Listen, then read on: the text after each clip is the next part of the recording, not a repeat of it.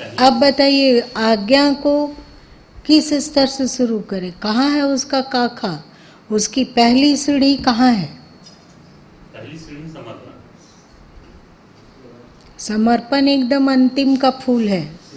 देख ले, सबसे पहली सेवा। मोटा मोटा जो गुरु माँ बता रहे हैं उसको सबसे पहले उसको तो पालन करें, जो उसका सामने से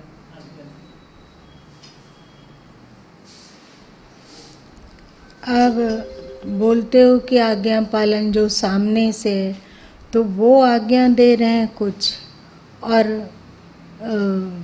मन कह रहा है कुछ, तो क्या करेंगे?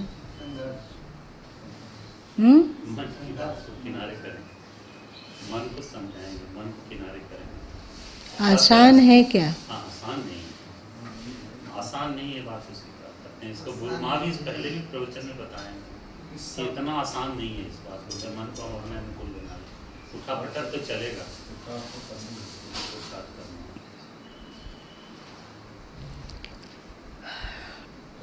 उन लोगों का आज्ञा केवल आध्यात्मिक नहीं होता, कुछ कुछ उटपटांग आज्ञा होती है।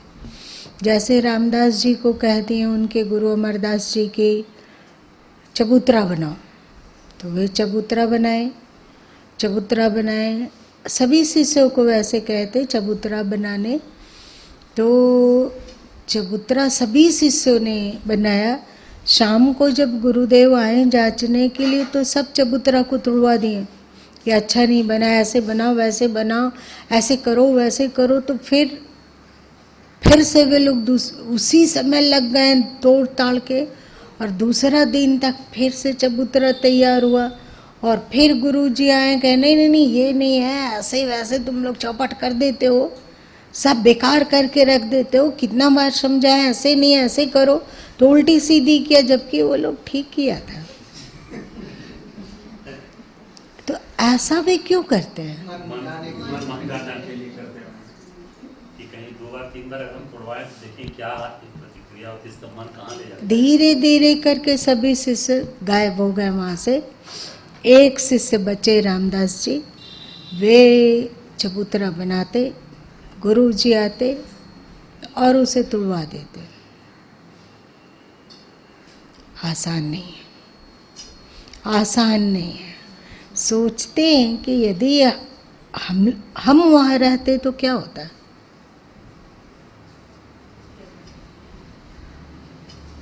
आसान है, देखो कसौटी में कस के अपने को 70 बार, 1-2 बार हो तो आदमी किसी तरह सह ले, 2-4 बार हो, 8 बार हो तो आदमी सह ले, पर ये 70 बार धैर्यवान से धैर्यवान व्यक्ति अधीर हो जाए, हो ना। कच्चा शिष्य नहीं। अभी बताइए, हम ही लोग एकदम पक्की बात है कि नहीं सफल होंगे। 8 बार हो सकता है, 10 बार तक जा सकते हैं, 12 बार तक जा सकते हैं। आज गुरु जी का कुछ हुआ है, आज गुरु जी का दिमाग थोड़ा बेकार का काम में लगा के रखे, तर्क देते हैं ना, बेकार के काम में लगा रखे। ऐसा रामदास अमरदास जी को करने का क्या जरूरत था, बताइए।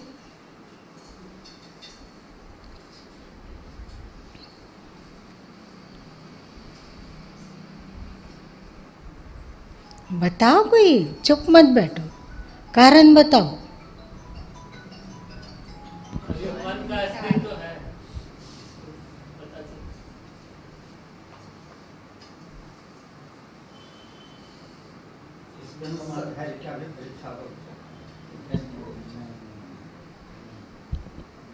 जो भी परीक्षा हो या कुछ भी हो, पर आसानी है, महा टफ, बिल्कुल टफ, एकदम आसमान छूता हुआ टफ।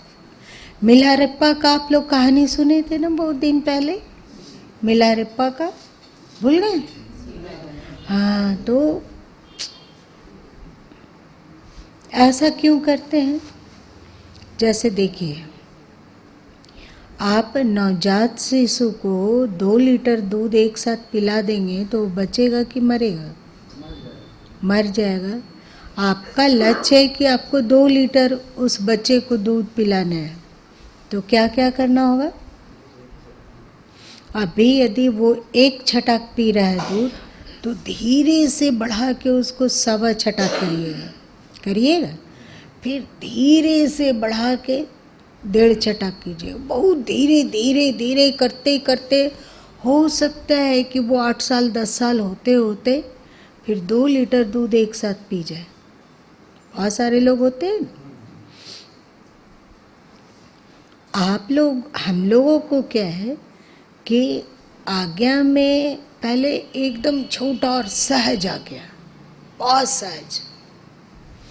जैसे आज्ञा दिए कि तुम लोग गेट से अंदर आते हो तो जो भी प्लास्टिक उड़ रहा हो अथवा कोई कीड़ा मकोड़ा रेंगता हुआ दिख रहा हो, उसको बाहर किनारे सड़क तरफ डालाइए, और जो प्लास्टिक है उसको उठा के डस्टबिन में डाल दीजिए। यत्र तत्र गंदगी नहीं होना चाहिए। यदि आप आ रहे हैं और देखें कि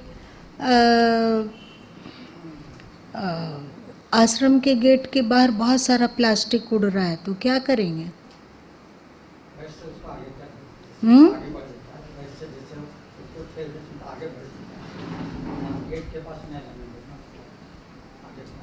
फिर उड़ के आ जाएगा।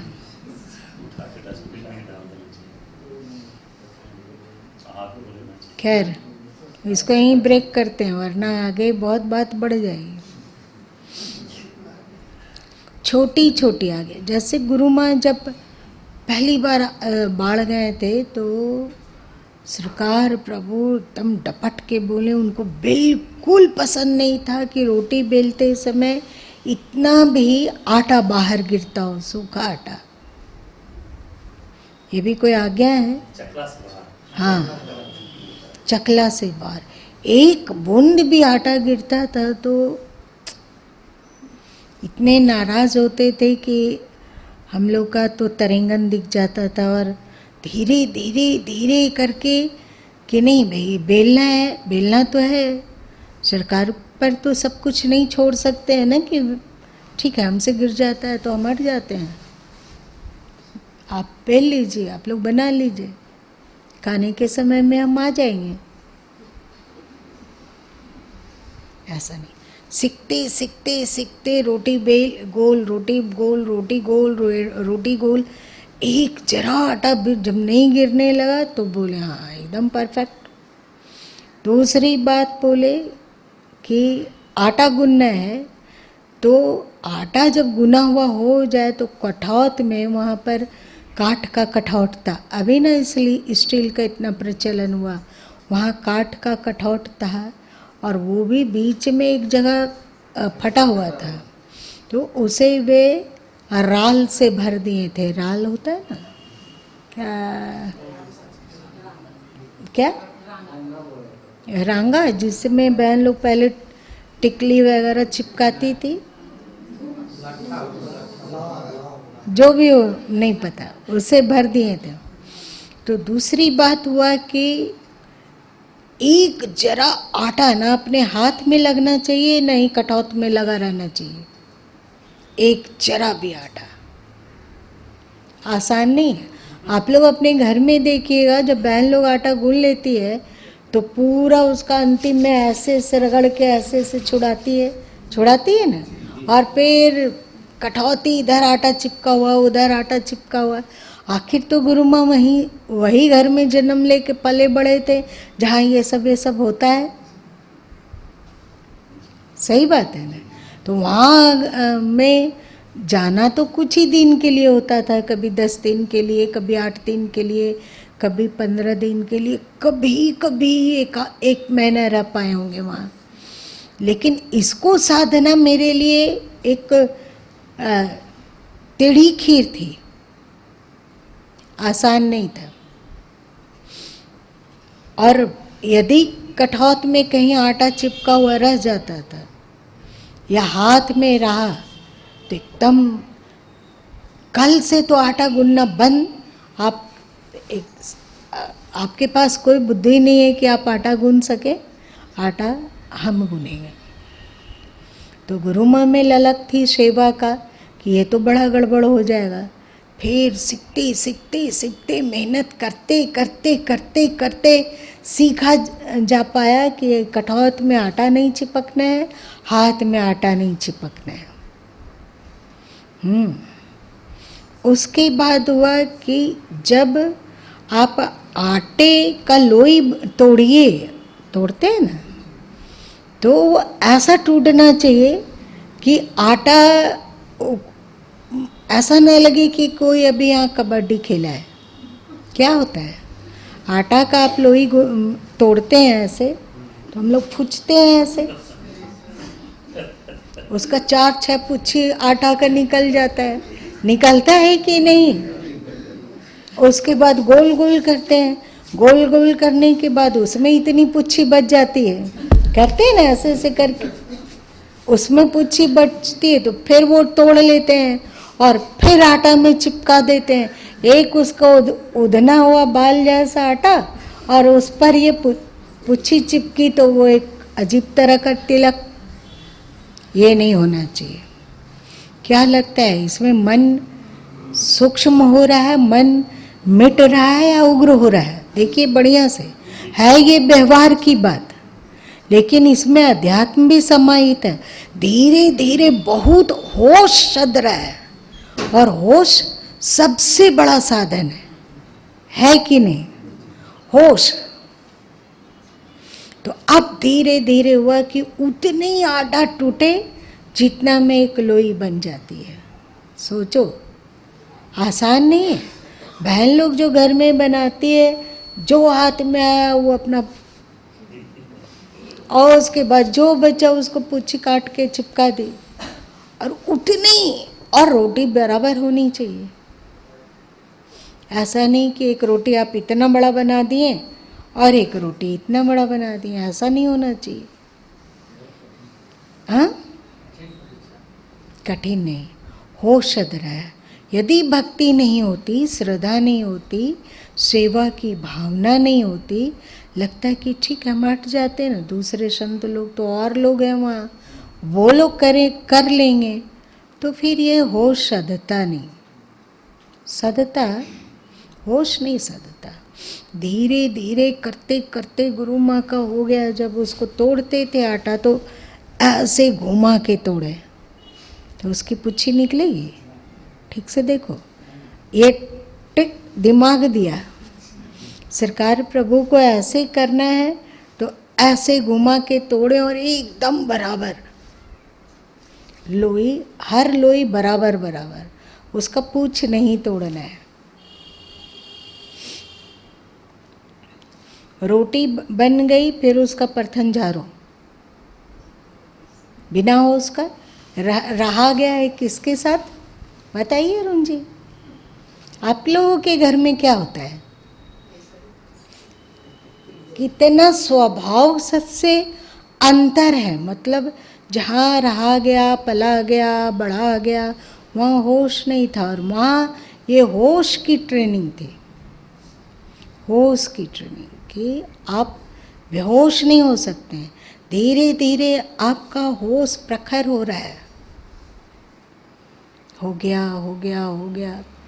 आप रसोई बना लें तो अनिवार्य है कि सब पहले चकला बिलना सब कुछ धो दिए, और उसके बाद बाल्टी में जो पानी है उसको फेंक दीजिए, धो के पूरा रसोई घर वगैरह साफ करके उसको उलट दीजिए। सरकार प्रभु के रसोई घर में एक बाल्टी थी, और पता चला कि उनके दादा गुरुजी का है। करीब 50-55 साल तो हो ही रहा होगा जब गुरु माँ वहाँ थे।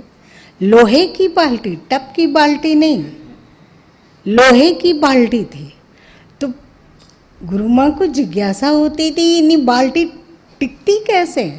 अभी तो यहाँ पे उसका कभी पेना निकल गया तो कभी कुछ हुआ तो कभी कुछ हुआ, अथवा छेद हो गया तो पानी बह रहा है।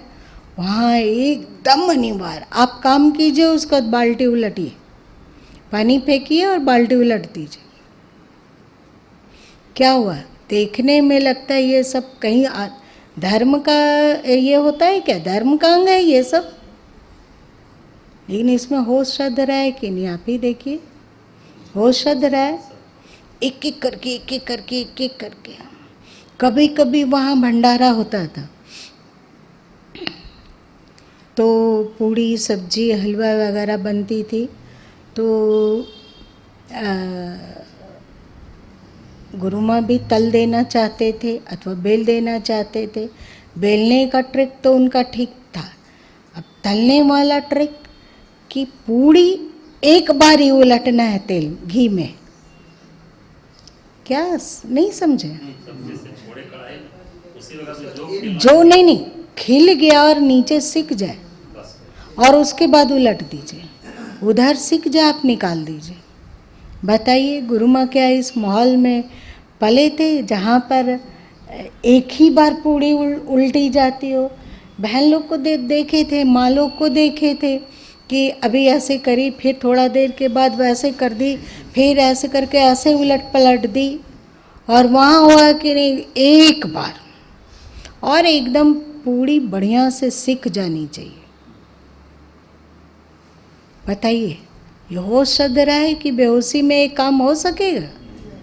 यदि आप एक बार से 2 बार पूड़ी उल्टे, मतलब आप रसोई में आने में अब अपात्र घोषित हो गए, आप निकलिए रसोई से, आपसे कुछ नहीं होगा। और ये था कि सेवा करनी है, ऐसा कैसे होगा? 10 दिन के लिए आए हैं तो कम से कम 10 दिन भी सेवा नहीं मिलेगा तो फिर क्या फायदा आने का? पागलपन कि कहीं अपात्र घोषित ना हो जाए। एक बार वहाँ वो सद रहे। फिर सरकार प्रभु बोले झाड़ू, ऐसे झाड़ू लगाया जाता है, एकदम झाड़ू सुला के लगना चाहिए।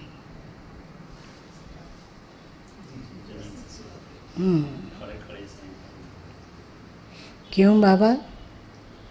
तो नारियल का झाड़ू हो या और कुछ हो तो सामने से ठुट्ठा बन जाता है, हो जाता है ना। आप सुला के झाड़िए, आपकी सफाई अच्छी होगी। क्या लगता है इसको साधना आसान रहा होगा गुरु माँ के लिए? आप लोग के घर में ऐसा होता है क्या कि एकदम सुला के झाड़ू तो ये लगता है कि ये आध्यात्मिक साधन है? लग रहा है कि ये ध्यान और सुमिरन जैसा कोई साधन है? लगता है क्या? नहीं लग रहा है, लेकिन उसमें होश बहुत सद रहा है, बहुत ज़्यादा होश। बात रही खेत की।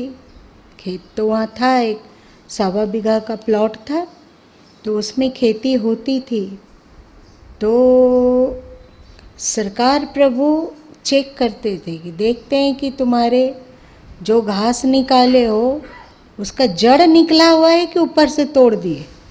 अगर तोड़ दिए, जड़ आपका नहीं लगा हुआ है घास में, तो आप अपात्र, फिर आप सेवा करने में अयोग्य।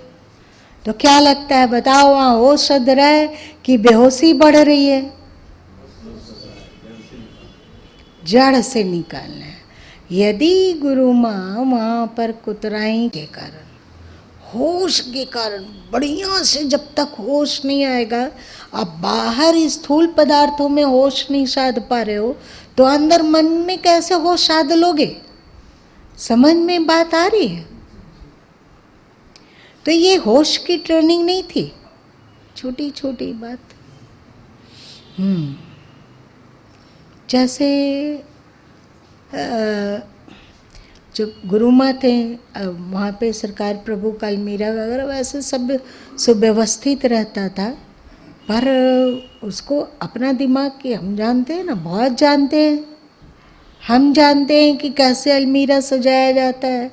तो सारा शीशी वगैरह को एक तरफ कर दिए, सटा दिए, बीच में बहुत बड़ा जगह बना दिए जिससे कुछ और रखने का जुत हो जाए।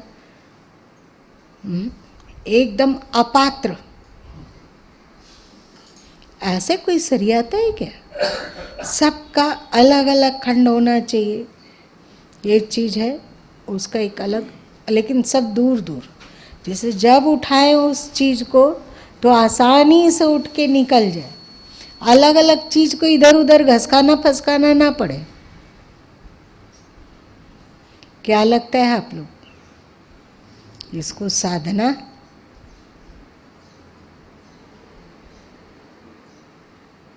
आसान है? छोटी बात। सरकार प्रभु जब अपने वस्त्र वाला अलमीरा सजाते थे तो तुम लोग बोर तो नहीं हो रहे हो? तो ऐसे सरियाएं, ये हुआ कपड़ा, इसको सरियाएं ऐसे किए हुआ।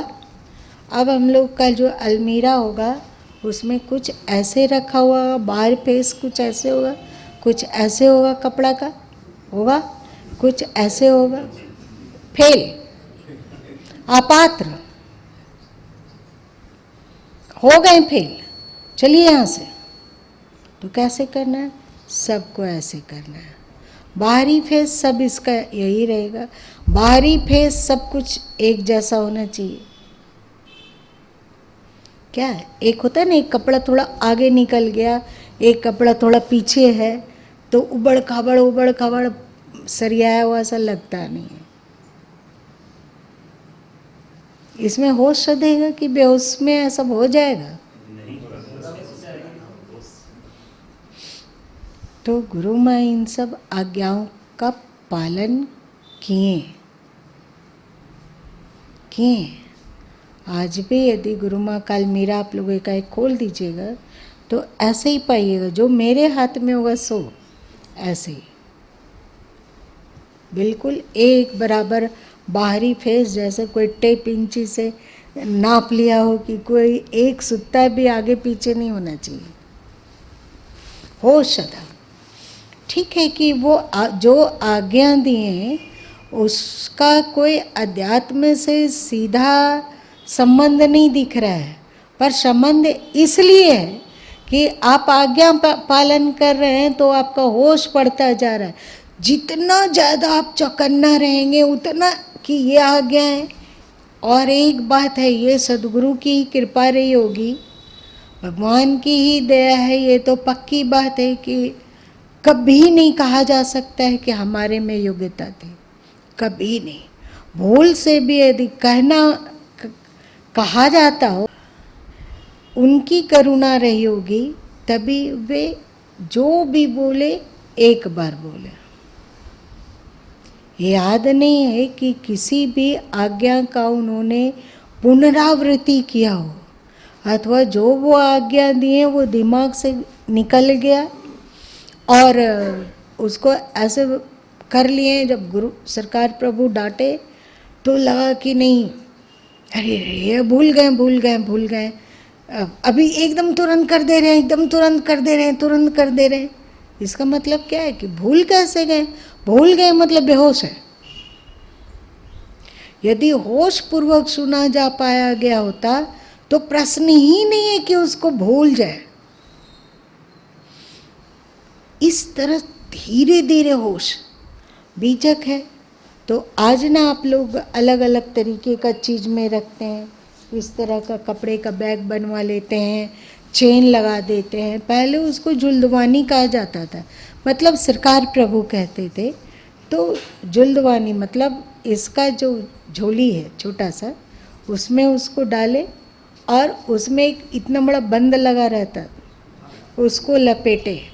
तो सरकार प्रभु जब पाठ करके उठते थे तो गुरु माँ एकदम चौकन्ना रहते थे, फिर जल्दी से जाके उनका बीजक और जो कुछ भी है सबको बढ़िया से लपेट उपेट के, जिससे कि इतना तो और सेवा बढ़ जाएगा ना। लेकिन गुरु माँ कैसे लपेटेंगे? जैसे खान से निकला हुआ हीरा, बेतरतीब। मतलब उसका जो बंद है उसमें मोड़ चोड़ है ना। हम लोगों को होश रहेगा कि बंद एकदम सीधा रहना चाहिए, एक जरा सा मोच नहीं। आप लोग पहले जुल्दवानी रखते होंगे, क्या होता है? हाँ, तो आप है किए ऐसा? ऐसा गुरु माँ तो बिल्कुल नहीं थे।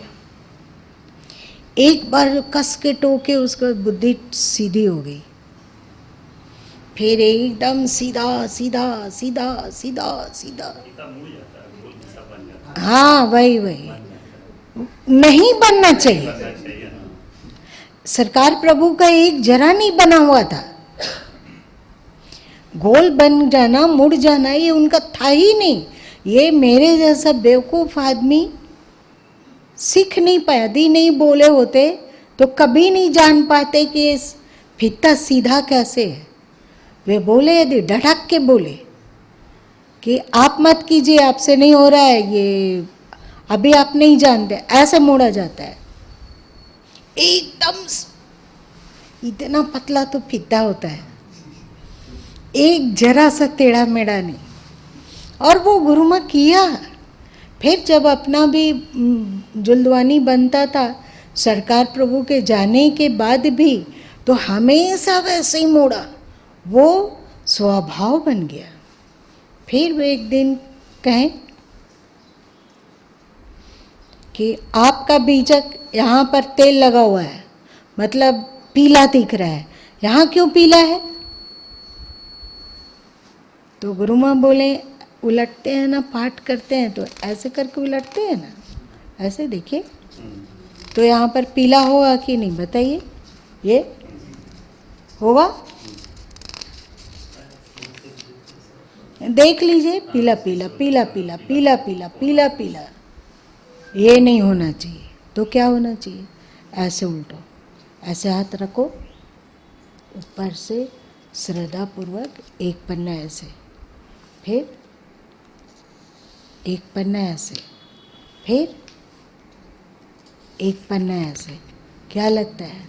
आपकी आदत है ऐसे उलटने की, आपकी आदत रही है ऐसे उलटने की, और अब सरकार प्रभु कह रहे ऐसे उल्टो। मूर्छित हुए कि आज्ञा कटी। अब आज्ञा पालन के लिए एकदम प्रचंड होश,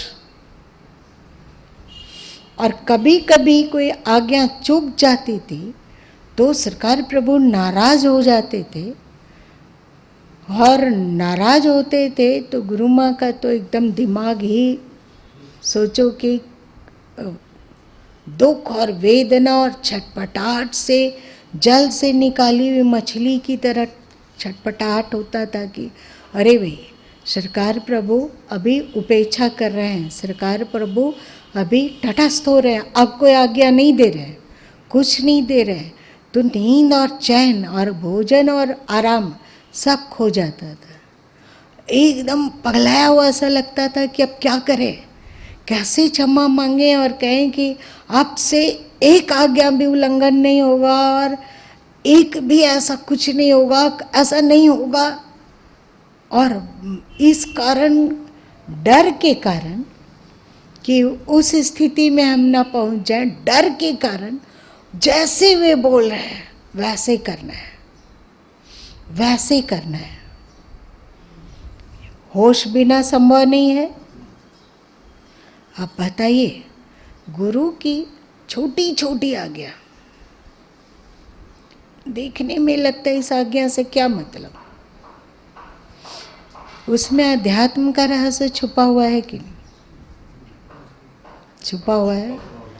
एक बार समझ लें कि उनकी अनुकूलता ऐसे है, वे ऐसा चाहते हैं, तो उसको भूलेंगे कैसे? इसका मतलब ना आप में होश है और ना ही तड़प है कि वे नाराज हो जाएंगे तो तब मृत्यु से बदतर स्थिति हो जाती है ना। उनकी नाराजगी एकदम सूल की तरह चुभे, जैसे बेर का कांटा पाँव में चुभ गया हो और कोई चलने के लिए कह रहा हो। तो भक्ति होगी तो वो नाराजगी सहन नहीं होगा, और होश नहीं होगा तो नाराजगी होते रहेगी, क्योंकि जब होश चुकेगा तब गलती सलती होगा, और जैसे ही गलती सलती होगा तो फिर वे नाराज होंगे। तो ये भक्ति और ये आज्ञा सने सने धीरे धीरे व्यक्ति को होश में जीना सिखा देते हैं।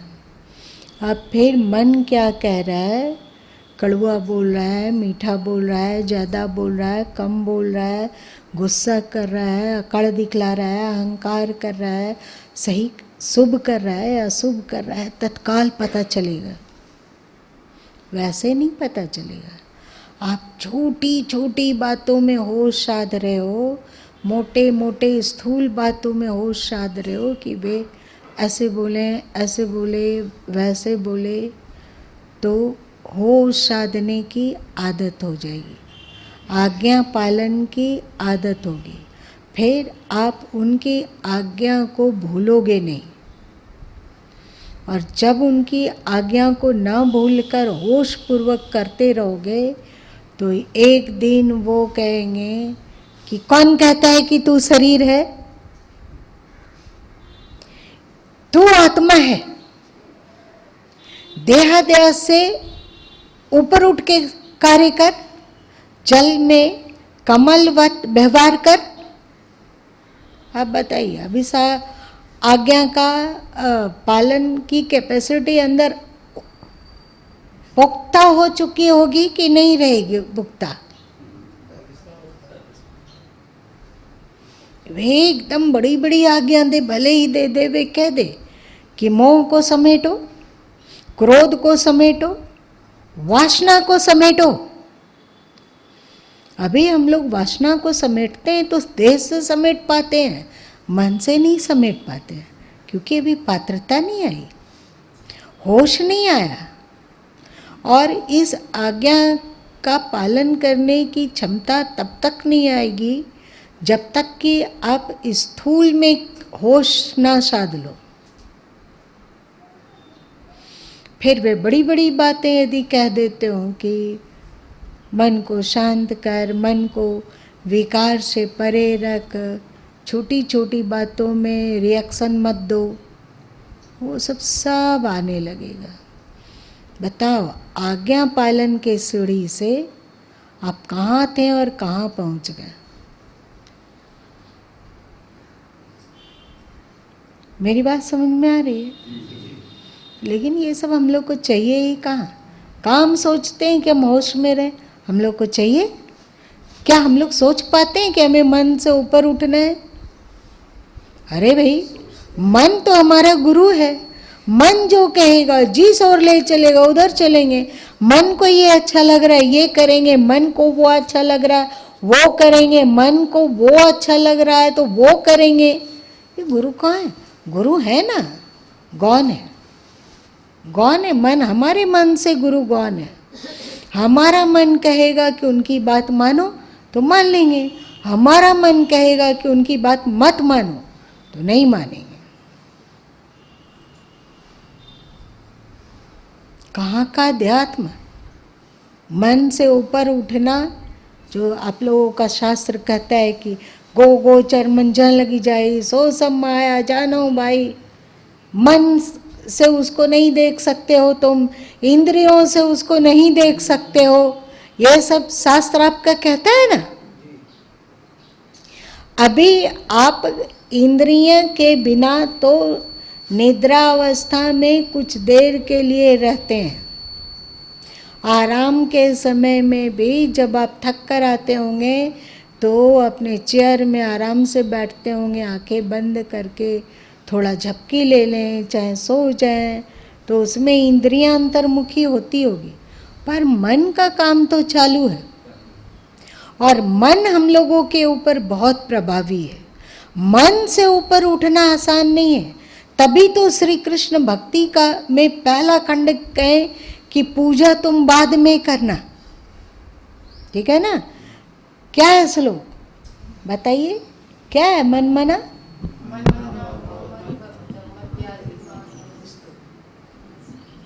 नमस्कार बाद में, भक्त बनना बाद में।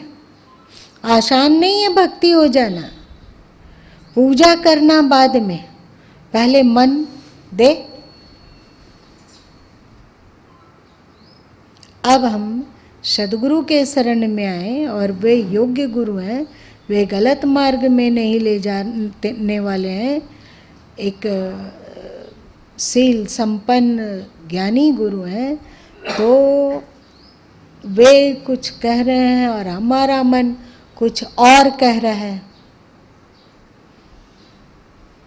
अगर हम अपना ही मन का मानते रहेंगे तो मन तो आपके सिर पर दम दम करता ही रहेगा, इस जन्म क्या हजारों जन्म तक। मन मना के लिए आज्ञा तो पालन करना होगा। जैसे महात्मा बुद्ध एक बार अभी आप लोग को हाल ही में बताएं कि सत्संग से बीच में उठकर और नाराज होके चले गए। क्यों? दूसरे दिन आए, अंगूठा हिला रहा था। सोचो, उस समय उनका देखने में लगता है ये कोई गलती है। अरे भैया, अंगूठा हिल रहा है तो इसमें कोई पाप तो नहीं हो रहा है, लेकिन अब मूर्छित है तभी तो हिल रहा है। और बुद्ध को बिल्कुल ये पसंद नहीं था, इसलिए चले गए। अभी किसी को कहते हैं कि सत्संग में है, वे एक कोई आया, सब के सब उधर देखने लग गए कि कौन आया। गुरु के वचन और गुरु की ओर उन्मुखता से ज़्यादा कीमती है जो आया है उसको जानना। तो हम लोग मूर्छा में हुआ जाता है। जैसे सत्संग में हैं और आप बार बार अपने हाथ को ऐसे ऐसे कर रहे हैं, क्योंकि ये धीरे से आपकी आदत बनी हुई है। और गुरु कह दें ये बेवकूफ़ाना कौन सा हरकत है, ठीक से रहो। खाज है, खुजली है, यदि है तो जाके डॉक्टर से दिखाओ, और नहीं तो आदमी जैसा रहो। ये क्या मतलब हुआ है कि थोड़ी थोड़ी देर में फिर ऐसे ऐसे बंदर हो? क्या लगता है इसको छोड़ पाना आसान है एक ही दिन में? हाँ, बहुत होश और छोटी छोटी आज्ञाओं को मानने से और भक्ति रहने से होश आता जाता है और हम एक सच्चे अध्यात्मवेता ब्रह्मनिष्ठ संत बनने की योग्यता पात्रता को पा लेते हैं। फिर अब वे बड़े बड़े आध्यात्मिक रहस्य का उद्घाटन करेंगे, तो उन सब रहस्यों को आप सब पी लोगे। मतलब उस पर चलने की पात्रता आप में रहेगी। वे गुरु कहते हैं कि यदि राजा जनक घर गृहस्थी में रहते हुए, राजकाज संभालते हुए भी विदेह बन सकते हैं, ज्ञानी बन सकते हैं, तो आप क्यों नहीं बन सकते? आप बनिए। क्या अभी बोल देने से, यदि गुरु आप हम सबों को ये बात बोल दे तो आसान है क्या? हम लोग विदेह बन जाएंगे?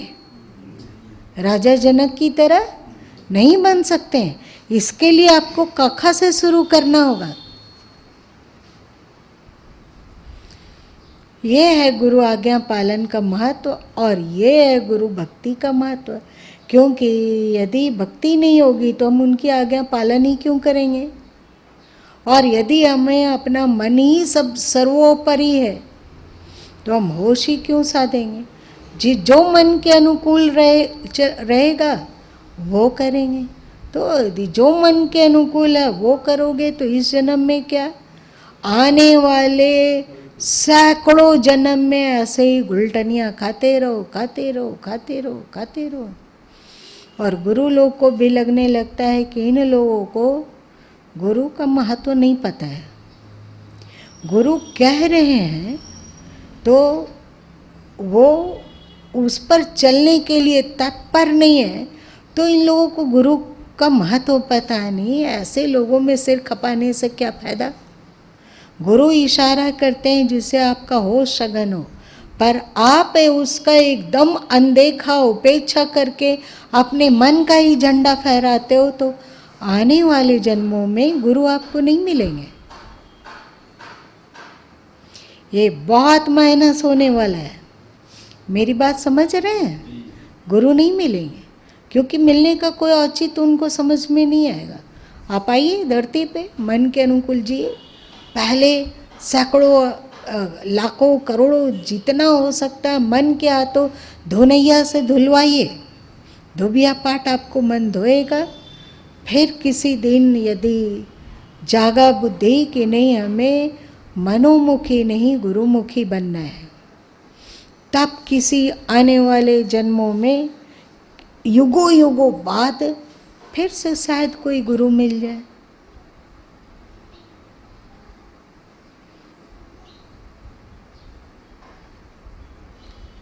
आज्ञा का महत्व समझ में आया? भक्ति का महत्व समझ में आया? क्यों कहा गया गुरु ब्रह्मा गुरु विष्णु गुरु महेश्वरा? ज्ञान की बात ब्रह्मा विष्णु शंकर नहीं बोलते हैं। बोलते हैं क्या? चाहे ब्रह्म भी नहीं बोलता है। वे आप अरबों जन्म तक उनकी पूजा करते रहो, कुछ फायदा नहीं है। पर गुरु वो जीवंत भगवान है। वो आपको होश की दिशा में ले चलना चाहता है, तो आप होश की दिशा में चलिए। और चलने को तैयार नहीं है तो आने वाले समय में, आने वाले जन्मों में आपके नसीब में गुरु तो नहीं होगा।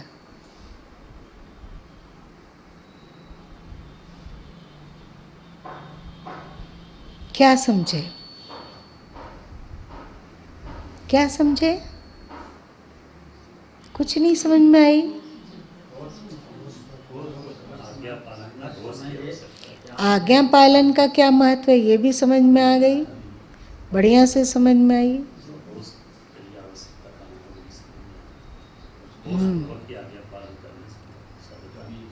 बिना होश का सब आज्ञा पालन नहीं हो सकता। जो मन के लिए आसान होगा, जो मन के लिए अनुकूल होगा उसको तो करेंगे, बाकी छोड़ देंगे। हमारा मन, हमारा ईगो, हमारा अहंकार। अभागे हैं ऐसे लोग जो किनारे में आकर भी तट में ना पहुंच पाए। फिर आज देर हो गई। चल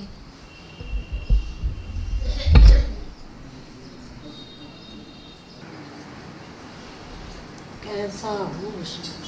सुने थे ना कि महात्मा जी अपने शिष्य को डंडा लेके खड़े रहते थे, जरा से चुका सिर पर डंडा अच्छा से मार देते थे।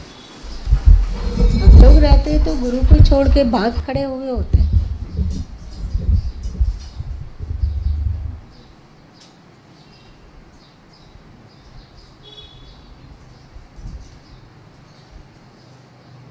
वेद शास्त्र गीता उपनिषद इस तरह का न उपदेश कर सकता है और न ही इस तरह का मार्गदर्शन दे सकता है और न ही इतना चौकन्ना हो के आपके पीछे रहेगा। पर गुरु बात बता रहा है कि वेद शास्त्र में जो लिखा हुआ है उसका आधार पर आज समाज वाले